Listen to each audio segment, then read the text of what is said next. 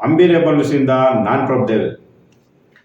ವೀಕ್ಷಕರೇ, ಇವತ್ತು ನಾನು ನಮ್ಮ ಕರ್ನಾಟಕದ ಜನತೆಗೆ ಕೆಲವು ವಿಚಾರನ ಪ್ರಸ್ತಾಪ ಮಾಡುವಂತ ಬಂದಿದ್ದೀನಿ. ಏನಪ್ಪಾ ಅಂತಂದ್ರೆ, ಕೆಲವು ಪೊಲೀಸ್ ಠಾಣೆಗಳಲ್ಲಿ ಏನ್ ಮಾಡ್ತಾರೆ ಅಂದ್ರೆ, ಪೊಲೀಸ್ ಠಾಣೆಯಲ್ಲಿ ದರ್ಪ ದೌರ್ಜನ್ಯ ನಡೆದು ಲಂಚ ಇರ್ಬೋದು, ಇಲ್ಲಾಂದ್ರೆ ಸರಿಯಾದಂತ ಕಾನೂನು ಸುವ್ಯವಸ್ಥೆನ ಸರಿಯಾಗಿ ಕಾಪಾಡದೇನೆ ಕಂಪ್ಲೇಂಟ್ ಕೊಟ್ಟ ಸಂದರ್ಭದಲ್ಲಿ ಕಂಪ್ಲೇಂಟ್ ತಗದೇನೆ ಇರ್ಬೋದು.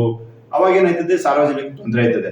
ಏಕೆಂದ್ರೆ ಇವತ್ತು ಏನಾಗಿದೆ ಅಂದ್ರೆ, ಕೆಲವೊಂದು ಠಾಣೆಗಳಲ್ಲಿ ರಾಜಕಾರಣಿಗಳು ಇನ್ಫ್ಲೂಯೆನ್ಸ್ ಮಾಡ್ಕೊಂಡು ಹೋಗೋದು ಏನ್ ಹೇಳ್ತೀರಿ, ಸ್ಟೇಷನ್ಗಳಿಗೆ ದೊಡ್ಡ ದೊಡ್ಡ ಅಧಿಕಾರಿಗಳು ಸ್ನೇಹಿತರೆ ಅವ್ರ ಕೆಲ ಹೇಳಿಸ್ಕೋಗುವಂಥದ್ದು, ಈ ತರ ಎಲ್ಲ ನಡೀತಿದೆ. ಅಂದ್ರೆ ರಾಜಕೀಯ ಬೆಂಬಲಿಗರಿಗೆ ಪೊಲೀಸ್ ಠಾಣೆಗಳು ಧೈರ್ಯವಾಗಿ ಕಂಪ್ಲೇಂಟ್ ಕೊಡ್ತಾರೆ. ಅವ್ರಿಗೆ ಏನಾದ್ರು ಸಮಸ್ಯೆ ಆಯ್ತು ಅಂದ್ರೆ, ತೊಂದರೆ ಆಯ್ತು ಅಂದ್ರೆ ರಾಜಕಾರಣಿಗಳು ಬೆಂಬಲಿಗರು ಅವರು ಪರಿಹಾರನ ಹುಡುಕತ್ತಾರೆ. ಆದ್ರೆ ಸಾಮಾನ್ಯ ಜನಗಳಿಗೆ ಕೆಲವು ಪರಿಹಾರ ಸಿಗ್ತಾ ಇಲ್ಲ. ಆದ್ರೆ ಪರಿಹಾರ ಸಿಗ್ಬೇಕು ಅಂದ್ರೆ ಕೆಲವು ಸ್ಟೇಷನ್ಗಳಲ್ಲಿ ಹಣ ಇಸ್ಕೊತಾರೆ. ಹಣ ಇಸ್ಕೊಂಡು ಹಣ ಇದ್ದೇನೆ ಕೆಲಸ ಮಾಡ್ತಾ ಇಲ್ಲ ಅಂತ ಇಲ್ಲಿ ಕೆಲವರೆಲ್ಲ ಏನಿದ್ದಾರೆ, ಭ್ರಷ್ಟರಿದ್ದಾರೆ ಅಂತ. ಕೆಲವು ಯಾವ್ದೋ ಒಂದು ಮಾಧ್ಯಮದಲ್ಲಿ ನೋಡಿದೆ ಆರ್ಟಿಕಲ್ ಅಲ್ಲಿ, 100ಕ್ಕೆ 1% ಜನ ಏನು ಲಂಚ ತಗೋತಾ ಇದ್ದಾರೆ ಅಂತ ಒಂದು ಆರ್ಟಿಕಲ್ ಮಾಡಿದ್ರು. ಅದ್ರ ಬಗ್ಗೆ ನಾನು ಮುಂದಿನ ಸಂಚಿಕೆ ಹೇಳ್ತೀನಿ. ಯಾರು ಎಷ್ಟು ಪರ್ಸೆಂಟ್ ಜನ ಪೊಲೀಸರು, ಎಷ್ಟು ಅಧಿಕಾರಿಗಳು ಭ್ರಷ್ಟಿದ್ದಾರೆ ಅಂತ ಸಾರ್ವಜನಿಕರ ಕೈಲೇನೆ ನಾವು ಖುದ್ದಾಗಿ ಸಾರ್ವಜನಿಕ ಅಭಿಪ್ರಾಯ ಸಂಗ್ರಹ ಮಾಡಿ ಮುಂದಿನ ವಿಡಿಯೋದಲ್ಲಿ ನಾವು ತಿಳಿಸ್ತೀವಿ. ಈಗ ಹೇಳಿದ್ರು ಹೊರಟಿರೋ ವಿಚಾರ ಅಂದ್ರೆ, BNS ಆಕ್ಟ್ ಪ್ರಕಾರ ಈಗ ಕಾನೂನು ಐಪಿಎಸ್ ಅಲ್ಲಿ ಈಗೇನು ಮೊಕದ್ದಮೆ ದಾಖಲಿಸಿದ್ರು ಪೊಲೀಸ್ ಠಾಣೆಗಳಲ್ಲಿ, ಈಗಾಗಲೇ 2 ವರ್ಷದಿಂದ BNS ಆಕ್ಟ್ ಅಡಿಯಲ್ಲಿ ಮೊಕದ್ದಮೆ ದಾಖಲಿಸಿದ್ದಾರೆ. ಈಗ ಯಾವುದೇ ಪೊಲೀಸ್ ಠಾಣೆಯಲ್ಲಿ FIR ಮಾಡಬೇಕು ಅಂದ್ರೂ ಅದಕ್ಕೆ ಆದಂತ ಹೊಸ ನಿಯಮ ಬಂದಿದೆ. ಅದಕ್ಕೋಸ್ಕರ ಈಗ ಪೊಲೀಸರೆಲ್ಲ ಹೊಸ ನಿಯಮದ ಅಡಿಯಲ್ಲಿ BNS ಆಕ್ಟ್ ಅಡಿಯಲ್ಲಿ ಮೊಕದ್ದಮೆ ದಾಖಲಿಸಿದ್ದಾರೆ. ನೋಡಿ, ಪೊಲೀಸ್ನವ್ರು ಇರೋದು ನಮ್ಮನ್ನ ರಕ್ಷಣೆ ಮಾಡೋದಿಕ್ಕೆ, ನಮ್ಮನ್ನ ಭಕ್ಷಿಸಕ್ಕಲ್ಲ. ನಮ್ಮನ್ನ ಪೊಲೀಸ್ನವ್ರು ಇರೋದು ನಮ್ಮ ರಕ್ಷಣೆ ನೀಡೋದಕ್ಕೋಸ್ಕರ ಹೊರತು ನಮ್ಮನ್ನ ಬೆದರಿಸಕ್ಕಲ್ಲ. ಇದಕ್ಕೋಸ್ಕರ ಏನಾಗಿದೆ ಅಂದ್ರೆ, ಪೊಲೀಸ್ ದೂರು ಪ್ರಾಧಿಕಾರ ಅಂತ ಇದೆ. ಪೊಲೀಸ್ ದೂರು ಪ್ರಾಧಿಕಾರ ಯಾವ ತರ ಇದೆ ಅಂತಂದ್ರೆ, ಜಿಲ್ಲಾ ಮಟ್ಟದಲ್ಲಿ ನಮ್ಮ ಜಿಲ್ಲಾಧಿಕಾರಿಗಳೇ ಅದರ ಅಧ್ಯಕ್ಷರಾಗಿರ್ತಾರೆ. ನಮ್ಗೆ ಏನಾರ ಪೊಲೀಸ್ನವ್ರು ತೊಂದರೆ ಮಾಡಿದಂತ ಸಂದರ್ಭದಲ್ಲಿ ಪೊಲೀಸ್ ದೂರು ಪ್ರಾಧಿಕಾರಕ್ಕೆ ಇಮೇಲ್ ಮುಖಾಂತರ ದೂರು ಕೊಡ್ಬೋದು, ಬರವಣಿಗೆ ಮುಖಾಂತರ ದೂರು ಕೊಡ್ಬೋದು, ರಿಜಿಸ್ಟರ್ ಪೋಸ್ಟ್ ಮುಖೇನ ನಾವು ದೂರು ಕೊಡ್ಬೋದು. ಯಾರಿಗಾರ ಪೊಲೀಸ್ನವರಿಂದ ಸಮಸ್ಯೆ ಆಯ್ತು ಅಂದ್ರೆ ಪೊಲೀಸ್ ದೂರು ಪ್ರಾಧಿಕಾರಕ್ಕೆ ದೂರು ಕೊಡ್ಬೋದು. ಕೆಲವರಿಗೆ ಈ ಮಾಹಿತಿ ಇಲ್ಲ.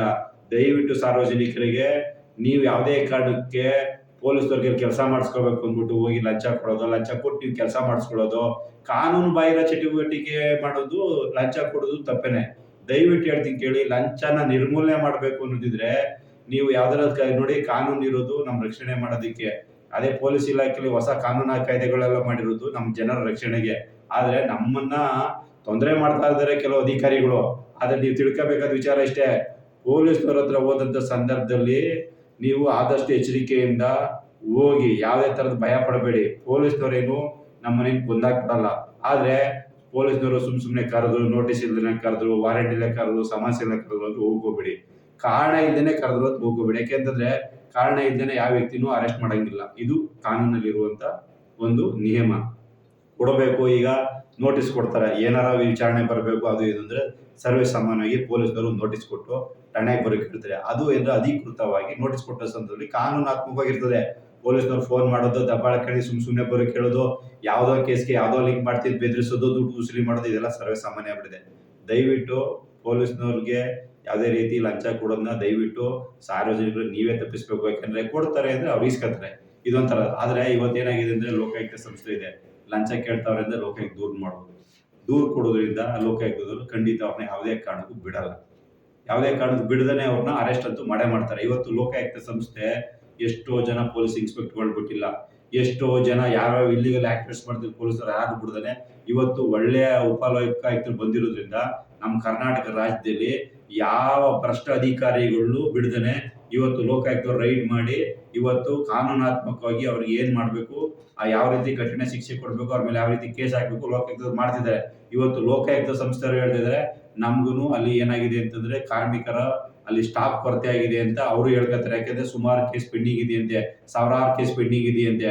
ಆದ್ರೂ ಸರ್ಕಾರ ಈ ತರ ಅವರಿಗೆ ಲೋಕಾಯುಕ್ತಕ್ಕೆ ಸರಿಯಾದಂತ ಸವಲತ್ತನ್ನ ಕೊಡ್ತಾ ಇಲ್ಲ ಅಂತಾನು ಕೆಲವರು ಹೇಳ್ತಿದ್ದಾರೆ. ಹಾಗೆ ಇನ್ನೂ ಹೆಚ್ಚಿನ ರೀತಿಯಲ್ಲಿ ಲೋಕಾಯುಕ್ತಿಗೆ ಪವರ್ ಕೊಡ್ತು ಅಂದ್ರೆ ಆ ಲೋಕಾಯುಕ್ತ ಸಂಸ್ಥೆ ಯಾವ ರೀತಿ ನಡ್ಕೋಬಾರ್ದು ಹೇಳಿ. ಇವತ್ತು ಪ್ರತಿಯೊಬ್ರು ನಾವು ಲಂಚ ಕೊಟ್ಟು ಅಧಿಕಾರಿಗಳ ಹತ್ರ ಕೆಲಸ ಮಾಡಿಸ್ಕೊಳ್ಳೋದೇ ಬಿಟ್ಬಿಡಿ. ದಯವಿಟ್ಟು ನೀವು ಲಂಚನ ನಿರ್ಮೂಲನೆ ಮಾಡಬೇಕು ಅಂದ್ರೆ ದಯವಿಟ್ಟು ಪೊಲೀಸ್ ಠಾಣೆಗಳಲ್ಲಿ ಯಾವುದೇ ಕಾರಣಕ್ಕೂ ನೀವು ಲಂಚ ಕೊಡಬೇಡಿ. ಲಂಚ ಕೇಳ್ತಾವ್ರೆ ಅಂತಂದ್ರೆ ಡೈರೆಕ್ಟ್ ಆಗಿ ಲೋಕಾಯುಕ್ತಿಗೆ ದೂರು ಕೊಡಿ. ನಿಮಗೆ ದೂರು ಕೊಡೋಕೆ ಭಯ ಐತೆ, ನಮ್ಗೇನು ಗೊತ್ತಾಯ್ತಲ್ಲ ಅಂತಂದ್ರೆ ನಮ್ಮ ಅಂಬಿರೇಬಲ್ ನ್ಯೂಸ್ನ ಒಂದು ನಂಬರ್ ನಾವು ಕೆಳಗಡೆ ಹಾಕಿದೀವಿ. ಆ ನಂಬರ್ಗೆ ನೀವು ದಯವಿಟ್ಟು ನಮ್ ಕಾಂಟ್ಯಾಕ್ಟ್ ಮಾಡಿ. ನಮ್ಮ ಮಾಧ್ಯಮದವ್ರು, ನಾವೇನು ಪೊಲೀಸ್ದವರಲ್ಲ. ಈ ಪೊಲೀಸ್ದವ್ರ ಕಂಡ್ರೆ ಕೆಲವರಿಗೆ ಭಯ ಇರ್ತದೆ, ನೀವು ಹೆದರ್ಕೋಬೇಡಿ. ನಮ್ಮ ಮಾಧ್ಯಮದವರಿಗೆ ನಿಮ್ಮ ಸಮಸ್ಯೆಗಳನ್ನ ಹೇಳಿ ಖಂಡಿತ ನಾವು ನಿಮ್ ಸಹಾಯ ಮಾಡೇ ಮಾಡ್ತೀವಿ. ರಾಜ್ಯದಲ್ಲಿ ಯಾವುದೇ ಮೂಲೆಯಲ್ಲಿರ್ಲಿ, ಇವತ್ತೆಲ್ಲ ಸೋಷಿಯಲ್ ನೆಟ್ವರ್ಕ್ ಇರ್ಬೋದು, ಇಂಟರ್ನೆಟ್ ಇರ್ಬೋದು, ಎಲ್ಲ ವಾಟ್ಸಪ್ ಇದೆ, ಎಲ್ಲ ತರ ಸೌಲಭ್ಯ ಇದೆ. ಇವತ್ತು ಒಂದು ಕಂಪ್ಲೇಂಟ್ ಬರೆಯಕ್ ಆಗ್ತಾ ಇಲ್ಲ, ನಾವು ಒಂದು ಕಂಪ್ಲೇಂಟ್ ಯಾವ ರೀತಿ ಕೊಡೋದು ಗೊತ್ತಾಗ್ತಾ ಇಲ್ಲ ಅಂದ್ರೂ ಸಹ ನಿಮ್ಗೆ ಏನಾದ್ರು ಸಮಸ್ಯೆ ಇತ್ತು ಅಂದ್ರೆ ನಾವು ಬಿಸಿ ಇದ್ದಂತ ಸಂದರ್ಭದಲ್ಲಿ ನಾವು ಎಲ್ಲರ ಫೋನ್ ಕರೆನ ಅಟೆಂಡ್ ಮಾಡಕ್ಕಾಗಲ್ಲ. ಅದರಿಂದ ದಯವಿಟ್ಟು ಹೇಳ್ತೀನಿ ಕೇಳಿ, ನಮ್ಮ ವಾಟ್ಸಪ್ ನಂಬರ್ಗೆ ನಿಮ್ಮ ಸಮಸ್ಯೆನ ವಾಯ್ಸ್ ಮುಖೇನ ಆಗ್ಬೋದು, ಬರವಣಿಗೆ ಮುಖೇನ ಆಗ್ಬೋದು, ಈ ಯಾವ್ದಾರ ಒಂದನ್ನು ಮಾಡಿ ನಮ್ಮ ವಾಟ್ಸಪ್ ನಂಬರ್ಗೆ ಕಳಿಸ್ಕೊಡಿ. ಖಂಡಿತ ನಮ್ಮ ಕೈಲಾದ ಸೇವೆನ ಖಂಡಿತ ಮಾಡ್ತೀವಿ. ರಾಜ್ಯದ ಯಾವುದೇ ಮೂಲೆ ಆಗ್ಬೋದು. ನಾವು ಯಾವುದೇ ಕಡೆಗೆ ಇದನ್ನ ಸುಮ್ಮನೆ ಹೇಳ್ತಾ ಇದೀವಿ, ಸುಮ್ಮನೆ ಏನೋ ನಾವು ನಾವು 20 ವರ್ಷದಿಂದ ನಾವು ಪತ್ರಕರ್ತರಾಗಿ ಅಂಬಿ ಕರ್ನಾಟಕ ಪತ್ರಿಕೆ ಸಂಪಾದನಾ